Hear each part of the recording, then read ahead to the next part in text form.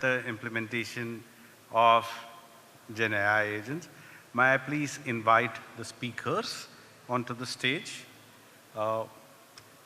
Kallol Basu, CTO of National Insurance Company, where he is spearheading a comprehensive technology transformation through the optimal use of niche and digital technologies. Welcoming Mr. Ashutosh Prakash Singh, co-founder and CEO at RevRag.AI. He's building an embedded in-app AI agents that will power the digital onboarding for BFSI, FinTech, and Insurtech enterprises. Also joining us is Mr. Amitabh Jain, Executive Director and COO of Star Health and Allied Insurance, the qualified engineer with postgraduate qualifications in management and CFA of more than 25 years in the financial and insurance domain. Amitabh has been the key driver in building and expanding businesses, playing a pivotal role in conceiving, developing, and launching groundbreaking products and services, showcasing a penchant for technology-driven advancements. Arun Subramanian. Okay.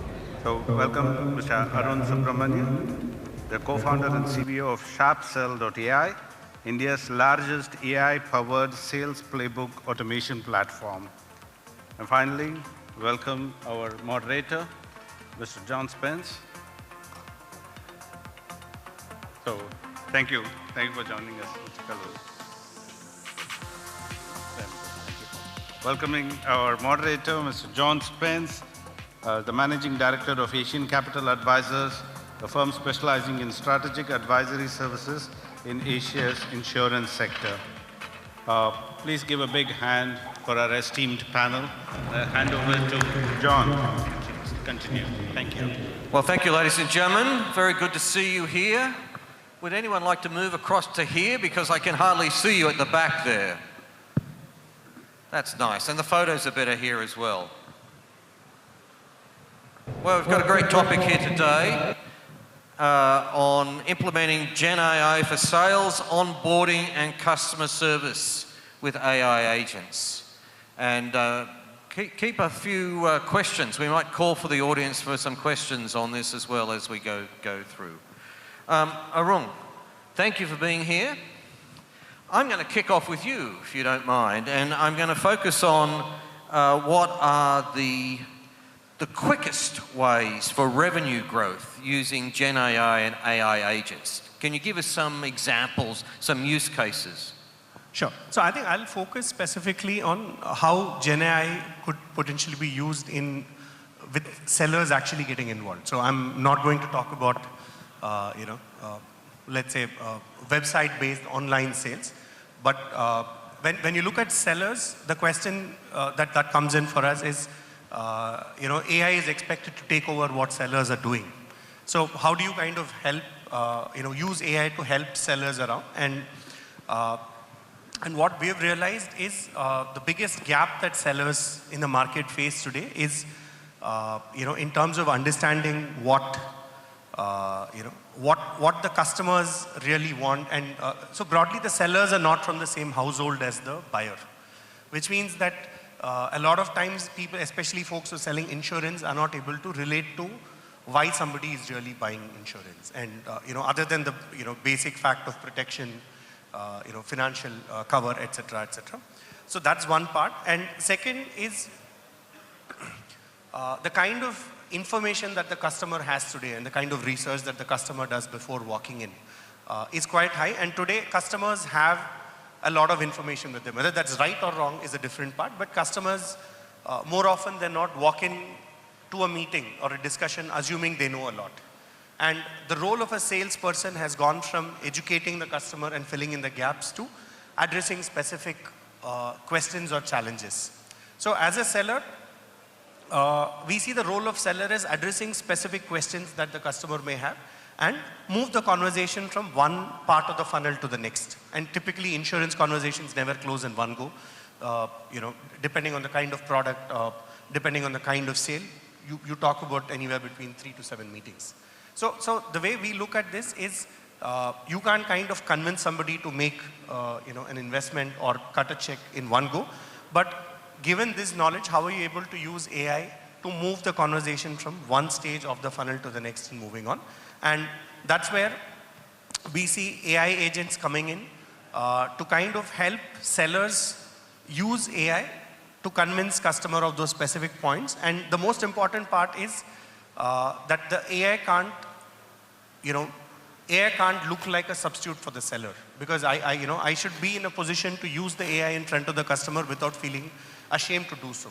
It shouldn't be like, oh damn, I can't answer this question, so let me ask somebody else to answer it for you. So how do you kind of integrate this AI as part of their conversation and the way they sell, so that it's a tool that actually gets used in the flow of their conversation, instead of it coming across as a competition to the seller, saying that, you know what, in case you can't do the job, I have somebody else who can do it. Because then that's where most digital tools fail, because it becomes a management tool. It becomes something that tries to be one up over what you're doing, and that's where we see GenAI coming in. So question is, can AI solve the sales problem? Maybe yes, but for on-field sales, we expect GenAI to solve specific stage of funnel specific problems specific to customer conversations, and how do you help your sellers take this to the next stage. So that's how we see GenAI coming in, which means it has to solve for very small slices of problems rather than solving for one problem. So what's it doing? It's a sales enabler. I think that's what you're saying. Yeah. And what's it doing? It's giving me an answer as I'm talking to the customer. It's giving me some prompts to talk to the customer, or giving me the solution to talk to the customer? How does it work? So we look at it two ways. One is, are you getting the right answer? So that's one option. But more importantly, we look at AI as solving for closing the loop problem. So one is, am I going to get answers right away as somebody is speaking? While we've done quite a few pilots with that, we have not seen great adoption, because nobody wants, both from a customer's perspective and a seller's perspective, there is still a lack of comfort in somebody else listening to your conversation and giving you inputs on the fly. Because the customer, the customer's view is that if the tool is going to give me answers, then I would rather engage with the tool. And what's your role as a seller? And the seller feels that their conversation is being recorded, and there's always this question of is Big Brother watching? And that's even the problem that people face with lead management systems or activity management systems, because more than those tools being of aid in helping to plan your pipeline, people look at it as, are you going to take information from me to screw my happiness? Are you monitoring what I'm doing? So there, while instant answers and instant prompts is a use case, we look at AI also as a means to summarize the conversation. For example, let's say if I speak to you about health insurance, for example, in India, I say, I believe that you should have a sum assured of 20 lakhs. And let's say I speak to him and I believe that he should have a sum assured of 50 lakhs. Your context is very different. Let's say you have one kid, he has two kids and independent parents. So am I able to summarize it as a minutes, the whole conversation, and insert my product as part of this and leave something behind with you? Because the way we see it is, while a lot of things happen during the conversation, are you leaving behind something with the customer for them to ponder over? Because while you have 100 things in your mind and you probably have answers to everything, the customer can only absorb so much. And before they take a call to, sign the check or even to engage with you further, they need something to go back which summarizes the conversation. And specifically, with insurance sales, the concept of, sharing a minute, talking about what you did, what happened in the meeting, those are not things that are very common. So our question is, how do you make this a little more professional, and what happens typically in B2B sales? So today, with any business you walk in, there's a minutes that comes in, what the next steps, etc., etc. So we are looking at AI agents to also make this a little more professional. And this is something that pharma industry does very well. So they have something called leave behind literature, which means anytime a pharma salesperson goes and meets a doctor, they are mandated to leave behind something, which the doctor can refer back to, because typically the doctor would have conversation with 10 different MRs at any point of time. So we see some of these as practical use cases where AI can come in immediately, but which also a salesperson would end up using. Okay, that's great. That's a good start. Now, we're talking about health insurance. What do you see, Amit, in terms of health insurance opportunities for growing revenue? for AI agents or Gen AI? Do you see anything different at this stage?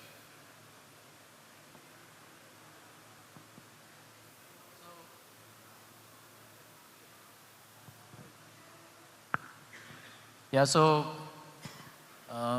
from a revenue point of view, spoke about from the seller point of view, but I think there's a huge opportunity on the cross-sell and upsell, streams that come with various insurances, more so with health insurance, because you have a renewal cycle that happens, and people keep getting newer risks as well as required to have higher sub-insureds, higher coverage over a period of time. So how do you segment your data? How you do those very hyper-personalized offers when the customer is on to the renewal journey? I think AI can be a great tool there. While we are still to start working on that area.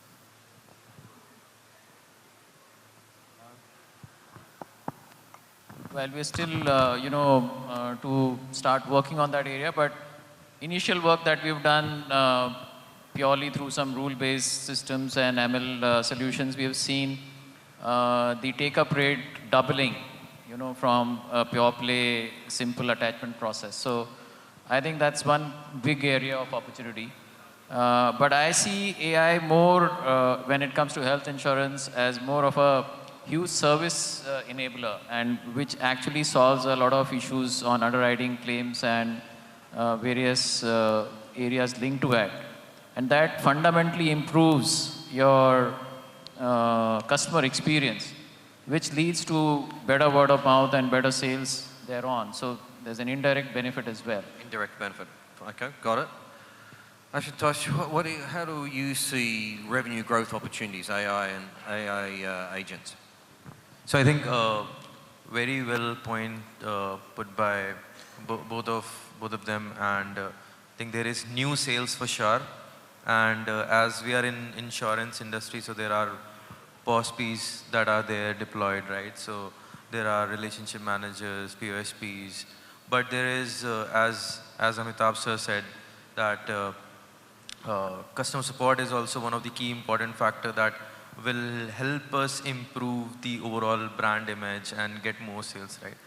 But what I would like to talk about is the low-hanging fruits in the funnel, right? So whenever a customer is entering in your onboarding funnel, probably they have selected you already, right? They are there to make a decision that whether or not to buy your insurance, right?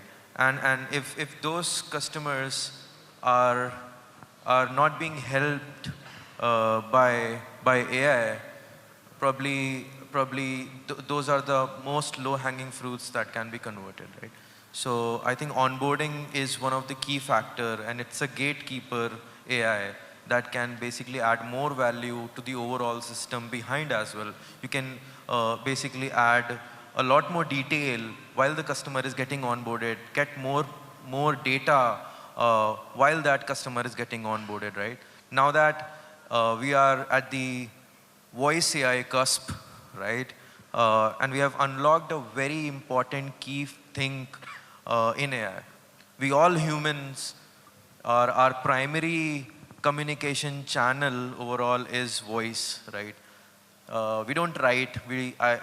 I personally avoid to write, right? We use voice as overall communication channel, and this channel is being unlocked today. Right? So you can deploy your conversational AI data and do a lot of modeling, do underwriting, do risk analysis, and fraud analytics, a lot of other things as well, while onboarding the customer in a way, right? So I think that is also a very key important factor. Other than that, I think while the customer is getting onboarded, you can also collect a lot of information about whether they are interested in other product, whether it's health, life, or other type of insurance as well. And if you are a platform which sells not just insurance and other products as well, probably you can tag along those products as well. Okay, so you think through recording the sales conversation, you've got some extra data that's part of the onboarding process, helps with the appropriate sale, helps with enriching the data you have around the customer for ongoing servicing. Is that where you think the opportunities are?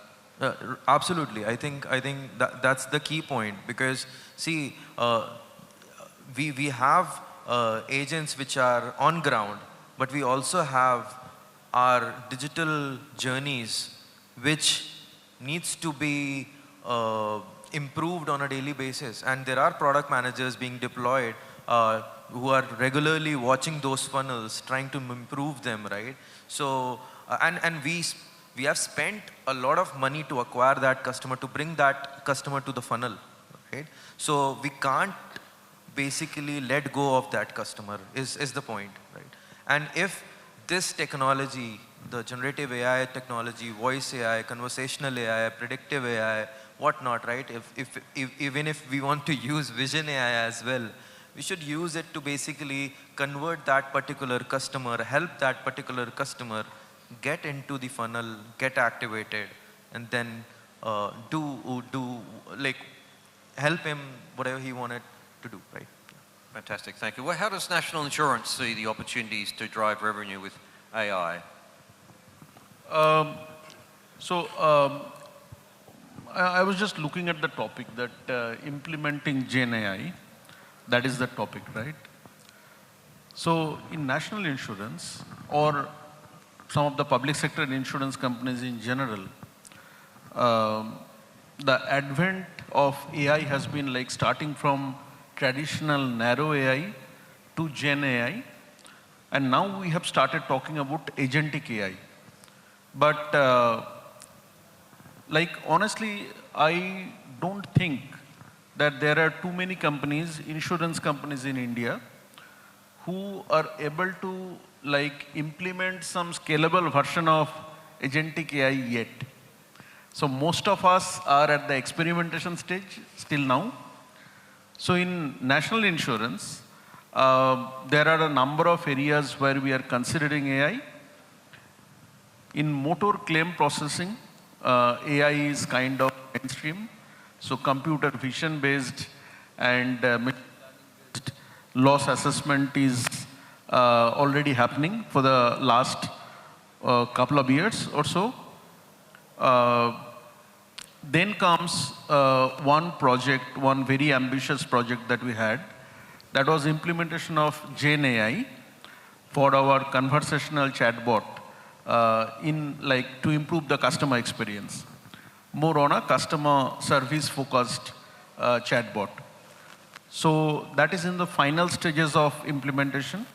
In fact, as we speak, it is undergoing it is already launched as a beta version to our employees who are testing it before we can roll it out and integrate in our website.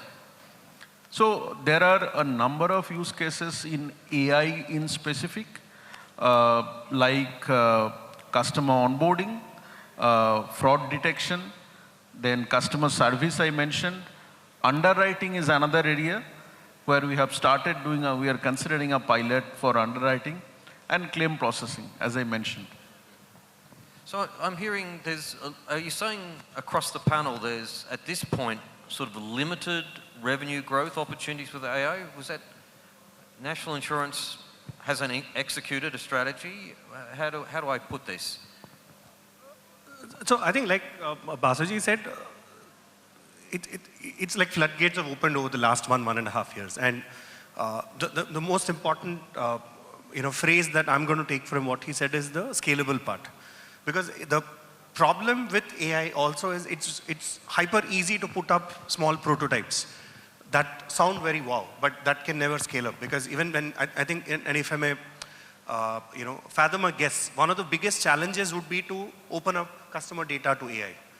Because you know the generational part of the conversation is, let's say, a done deal today. It's taken care of. I don't think that's something that anybody is really worrying about. I'm sure there are incremental improvements where you talk about better accents, more languages, making this more relevant, having history, etc. But I think the biggest part about scaling up is how are you really looking at integrating it with your other systems. And as with any tech product, the integrations are going to be hyper important, because without those integrations, these will be point solutions. And there are limited use cases for point solutions. For example, one of the point solutions that, I'll give you an example. So let's say we use AI to, calibrate and upscale sales folks. So where, the AI pretends to be the customer, AI kind of helps your sales managers understand where your people stand, what kind of inputs have to be given. That's an amazing solution that can remain a point solution, because you don't need to talk with customer data. You don't need to talk with, at best, I will need employee data, and there's not much of data integration that's required. But the moment you talk about scaling it and putting it as part of workflows, there's always this question on what data am I exposing, and is this really scaling up from a resource perspective? Because the other question which, I think folks, because we also have people working with tech here, the biggest challenge is you're always designing systems for peak load. And and when you just scale up a POC to something that works at a production level, because let's say somebody like National Insurance or even Star Health, you would assume that in case of you would expect like thousands or if not tens of thousands of customers being able to look at the system and run with it at one point of time. And the question is, are we ready to bear the cost of such deployments? Because APIs, publicly available APIs fail you that time. So are you able to have that infrastructure? So that's where I think the question is. So I don't think it's a question of whether the solution works or the capability exists, but now the question is moved to, is it really going to work within my system? And is it as cost effective at scale the way we are talking about it in pilot? Because the costs shoot up significantly. It's obvious that this is a real opportunity then, if we can apply for the entrepreneurs in the room to scale up our sales capabilities and productivity. I think some numbers, the opportunity to improve sales has got 15x over the opportunity to improve underwriting and improve claims management, just because the power of the profits in the sale. So there's some real issues here. Let's stop there on that issue, but let's talk about implementing the strategic issues of implementing AI and AI agents, and National Insurance has been thinking very hard about that. Maybe you could share your perspective, Kallol. Thanks, John. So we have mentioned about some of the use cases already. And before our panel, also some earlier panels, they were talking about many use cases which are now mainstream, right? And so the first step of implementation consideration would be to pick up one of the high impact use cases. Selection of the use cases that best fit my business, that should be the first implementation consideration. These AI projects, we make a mistake in many companies. We make it an experiment by the CTO or CIO. It should not happen that way. It actually should be driven by business. Business should understand the impact of it, and then only we should be picking up the use case that is good for my company. If we do that, then only it can go from pilot to scale. It will not have the pilot fatigue. It will not die at pilot, right? Now, a major number of pilots are not moving to scale. I think the major reason is lack of participation from business in step one. So involving business, identify the use case that appeals most to my business is the first consideration, I would say. Second one is to start the pilot. And once I get the business consensus, my pilot is bound to go for scale. So I'll be able to scale up that pilot. I can make a full project out of it. Another very interesting, very important consideration, many speakers in many other panels also mentioned, a clear strategy on data, infrastructure, and skill. Data, because AI is as good as the data is, right? So before I jump into an AI project, I need to make a plan for a very clear data strategy and data governance strategy in place. Secondly, on infrastructure, it depends on my use case. Do I go for a LLM or a SLM? Do I need a GPU or a CPU can be good enough? Do I consider the power of the cloud for AI democratization? These are the conditions we need to consider. And also, like there can be real-time data ingestion to the AI engine, like say from IoT devices, from telematics. It can come from health wearables. So that strategy also should be in place. And I believe other speakers mentioned about the need for integrating AI to other systems, right? So it is very important that AI is integrated with all the necessary systems, be it core, non-core, and not run in isolation. The next point I would say is also something that many speakers mentioned, the human in the loop design. So once I talk about agentic AI, which is multiple AI agents come to a AI ecosystem. So in an AI ecosystem, multiple agents are part of that ecosystem, and they can do job without lot of human intervention, right? But in insurance industry, especially in India, I think we should definitely consider human intervention or keeping a human in the loop. I should not let a machine cancel a policy or repudiate a claim or deny a claim. So human should be there in some very specific high impact areas. Next point I would mention is about the consideration, the regulatory part of it. So the regulator, IRDAI, and the upcoming, I should not use the word upcoming, the DPDP Act already enacted in 2023.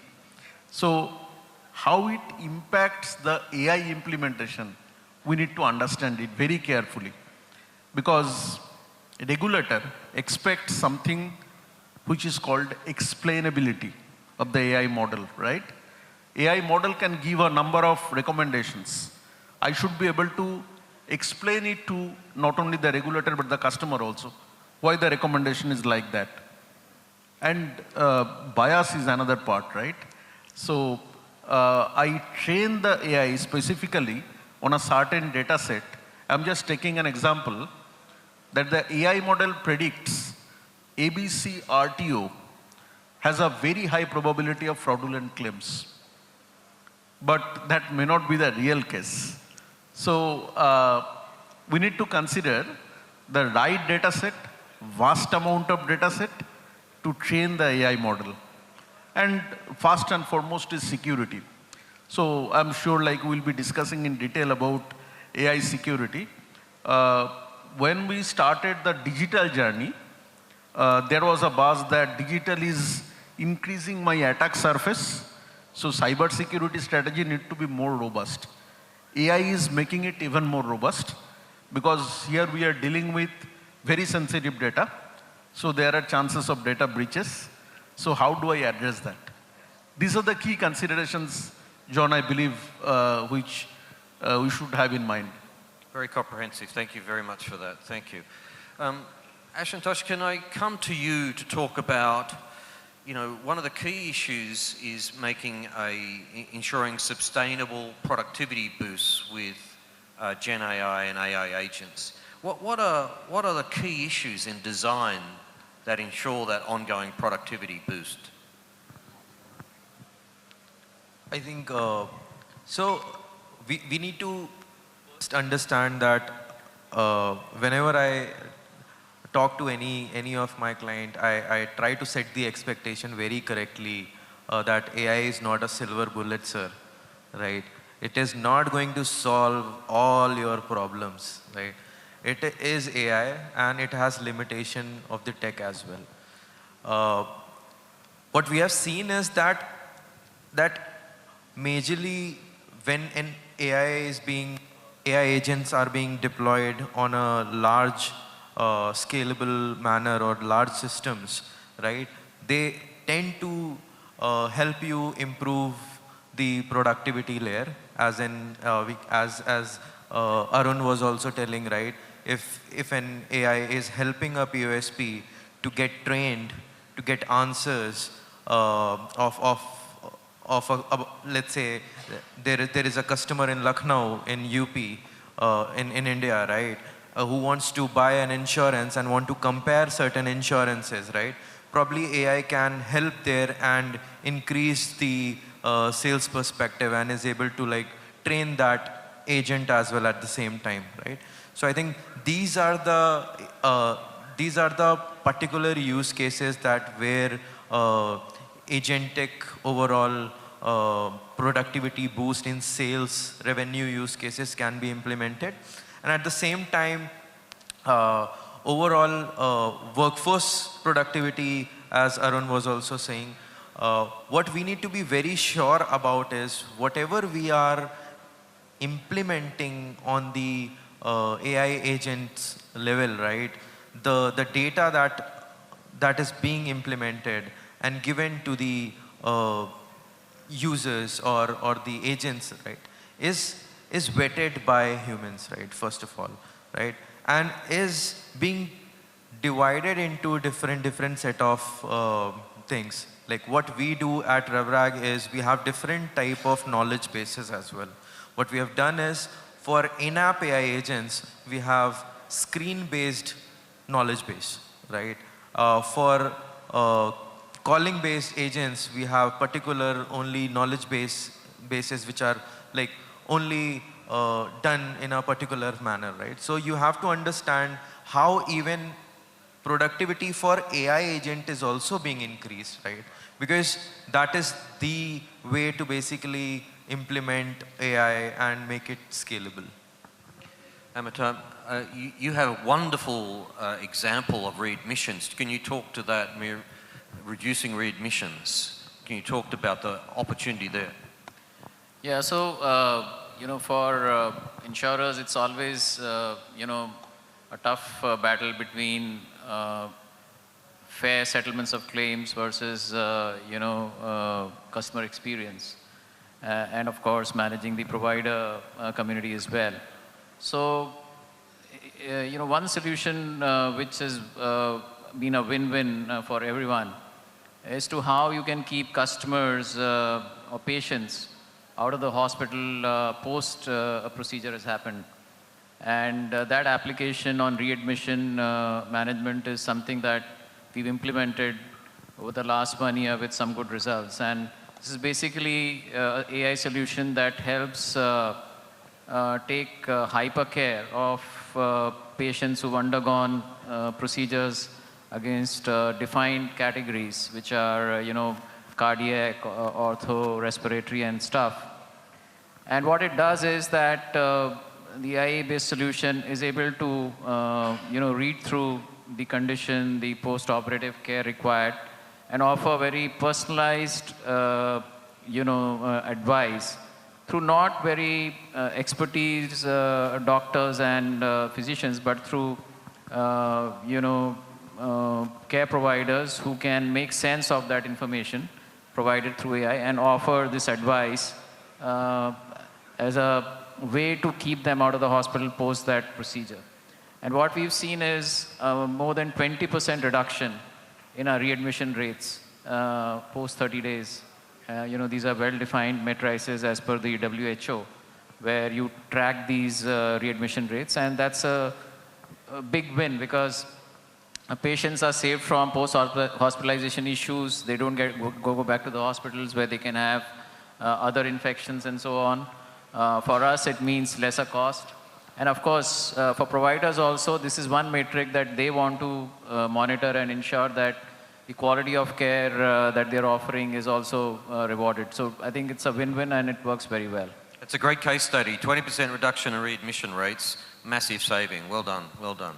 I think we're going to move towards our end question here. And our end question is, what advice, if you're talking about implementing AI in a business, in an insurance business, what's the one piece, this is a fire question, so very short, one piece of advice you'd offer CEOs?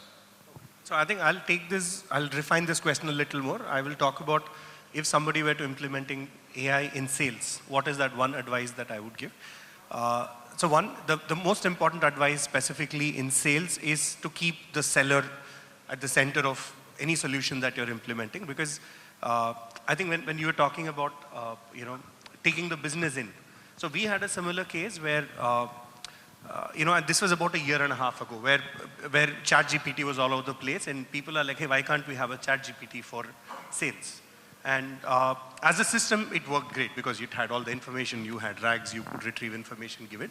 But what we saw was progressively over the next 2-3 months, the usage rate dropped to less than 0.2%. And when we looked at, and this was part of some of our implementation, some of the apps, where we still had about like 70-80% of people coming to the same app, but not touching this part of the solution. And when we looked at this, we realized that there is a, and this is, after a lot of conversations, we realized that there is a big difference between search and discovery. So for people on the field, the expectation that people would prepare, go in, etc., is very untrue. So most sales conversations, you mentally prepare 2 minutes before you get into the call. So you're not really having people do a lot of homework. And while that's a good expectation to have, that's never practical. So what we realized is that the moment you make people ask questions, that it demands that they articulate the question and you get the answer in one shot. Because in your mind, you would have a certain question, but the way you put the question is not going to be the same as what you have in mind, because most people are not able to articulate it. And people give it 2 chances. First time, it's okay that it doesn't give me the right answer. Second time, if I refine it and give this again, and it doesn't give me the answer that I'm looking for, then I chuck the tool saying the tool is bad. And then people resort to finding information in a predictable way, if I can click 2, 3. So for me, it's about keeping the user and the way they work. Keeping the sales user in the middle of the process. Fantastic advice. Look at their sales process. Thank you for that advice. 1 point of advice for a CEO. I think the biggest takeaway for us has been that, don't think of this as one patch or one solution that will solve a particular issue. Think about AI, I think, to make it work. Think about the whole process. Think about how you can fundamentally change the process to make AI work and come up with a completely new solution which will create impact. I think that's the way to go. That's a great piece of advice. One advice for CEO. Right. I think while we have also learned during these days, right, we have been learning for around, implementing for around 7-8 months only, but implemented it across different BFSI categories as well, right? So what we have learned is overall, whenever you are even working with a vendor or even implementing in its inside, right, you have to understand that you are going ahead with a clear understanding of what is the ROI that you are going to get, right? And it should be quantitative, right? It should be like you should be able to understand what are the metrics that are going to be impacted. It can be, let's say, a revenue uptake, conversions, query resolution, or let's say reactivation or whatever, right? And the last bit, I'm sorry, I'm keeping it. So last bit is also understand that how your agents are also improving. Like, is it the right direction that you are going, right? I think that is also very important. Okay, so know your ROI, track the ROI, and is your agent improving? And last piece of advice for CEOs. Okay, so I'll make it very straightforward, and I hope my CEO is not listening. So advice would be, consider AI a board agenda, not a pure technology agenda which can be run by the CIO or the CTO. Because unless there is a very robust business binding to the AI use case, it might die at the pilot stage. Fair chance. So that would be my advice. Perfect. Bind it with the business agenda. Keep it business at the center of the decision. Ladies and gentlemen, you've heard it from the panel. Will you please thank the panel?